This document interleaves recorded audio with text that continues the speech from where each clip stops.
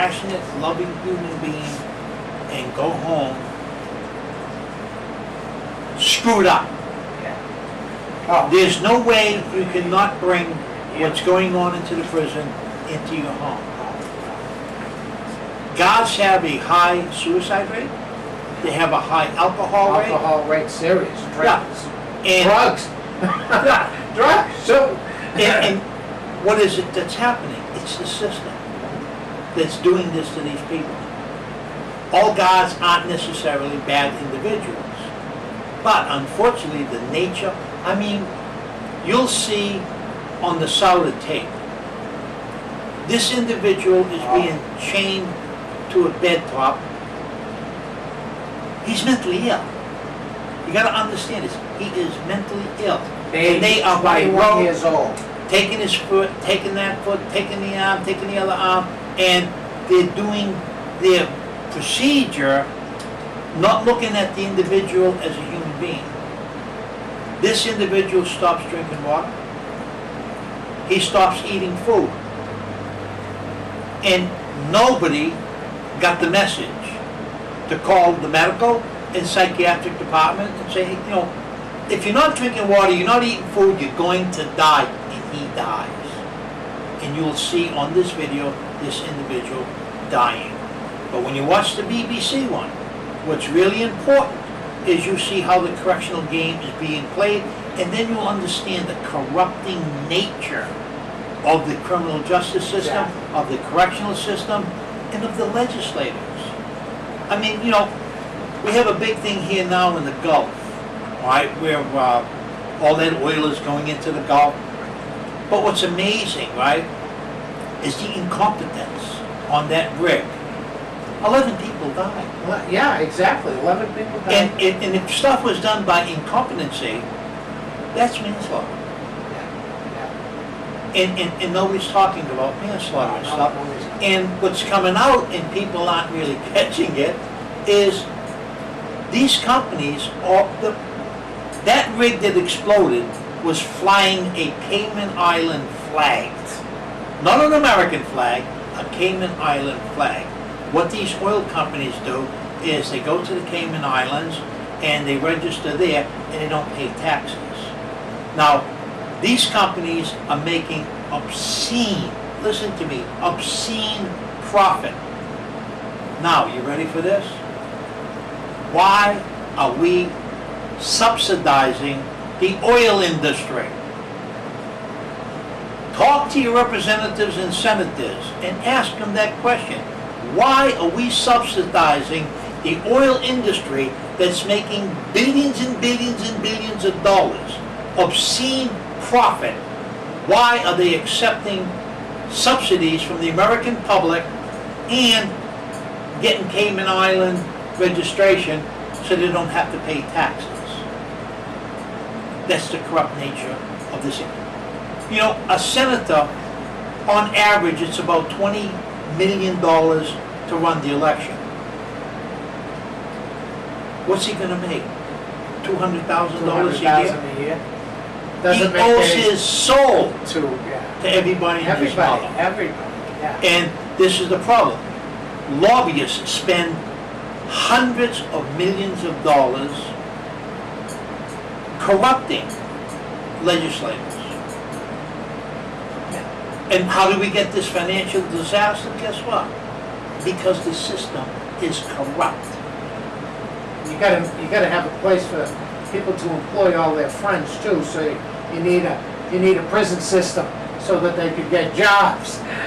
Okay. How does a CEO from Chrysler get a $400 million bonus leaving? And the company's got the lousiest cars on the planet Earth. You know what I mean? Yeah, I know. I want my readers, I want to do a plug, talking about money. I'm sure Mr. Richard Shelton would like to earn some money, okay? And the reason I have not read his book, and I'm ashamed to say that because I was out in Arizona where he's from, okay? He was in the 1970s, he was a young English professor, and he he went in to work with prisoners and stuff like that. Crossing the Yard, 20 years as a prison volunteer. You gotta get his book, Richard Shelton, and you gotta get his book and read it. You know, a brilliant man who, Renowned poet. oh yeah, he's a renowned poet, professor of English, and This stuff ain't like Nicky, this. No, this isn't Nicky Flipperhead. no. This no. is a law-abiding citizen Citizen, that's a right. professor in the Right. schools, Yeah, and he's telling you like it is what he sees. yeah. And he's substantial. When you read this guy's book, and you watch these videos, then you will understand the corruptive nature that is destroying this country. This has got to be stopped. You know, give us a shot. Take a look at the videos. Take a look at what we're saying. You know, we're here on TV and stuff like that, but we're asking you to look at real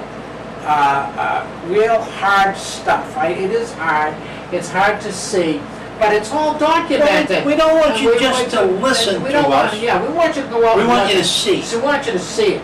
We want you to see it so you know what's going on. Then you'll understand what we're talking about. And you'll be sharp enough to know in your own community where you are. This is not just Massachusetts or here in Connecticut or Michigan or Florida. It's across the country.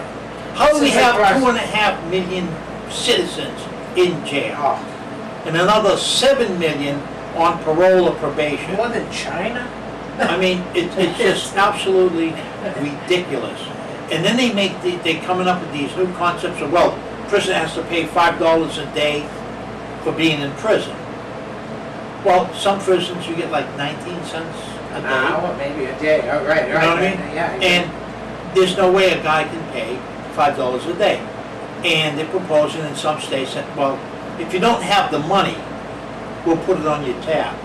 Yeah, so So when now you go here's out. an individual that has no rehabilitative program, Yeah. has no job, no home, goes on the street, and they want him to pay, you know, $5 a day, folks, do the math. If a guy's been in there for a few years, the only way he's getting that money is robbing you. Yeah, exactly. He's coming to your house, kicking the door in, and he's gonna rob you. I mean, people don't understand. I mean, we had the situation here, horror story, okay, that happened to Dr. Price. It's in the news, and his family. It is a horror story. These two guys were druggies. They elevated over a period of time to a horrendous. They had him in jail and And- could have rehabilitated him, and- and chose not to, and as a consequence of not rehabilitating these Oh, individuals, oh. these other people died. Now granted, they're guilty of their crime, Absolutely. but so is the Department. So of is the Corrections. Department of Correction that made them. Right. That made them. They made these people. This is a horror story, and it's not the only one. It's happening more and more and more. And that's Well, we what see you in gotta know. situations where one individual up in the New England area told them, don't let me out, you let me out, I'm gonna kill someone. And guess what? They let him out and killed 3 people. Yeah. I just don't know what we can And I wouldn't do. be surprised if they said when he went out the door, I'll be back. Oh, that was always. I remember way back when, and that's, I'll be seeing you. We'll be seeing you soon, Russ. I said, yeah, okay, we'll see about that. The other thing is, again, the Boston thing really bothers me, because it's only a few, it was July 16th, and we're at the 18th, we were doing this, July 18th, 2010. When the fellow 51-year-old committed suicide, and it's not Walpole, but it's where the heck is it? It's in Mass. Old Colony. Old Colony, yeah, Old But Colony. the thing is, this guy was doing a 3 to 4 year sentence. Yeah, I mean, it and wasn't again- like he had a life sentence, yeah, he had 50 but he years. tried, he again had a past history of. Or attempted suicide.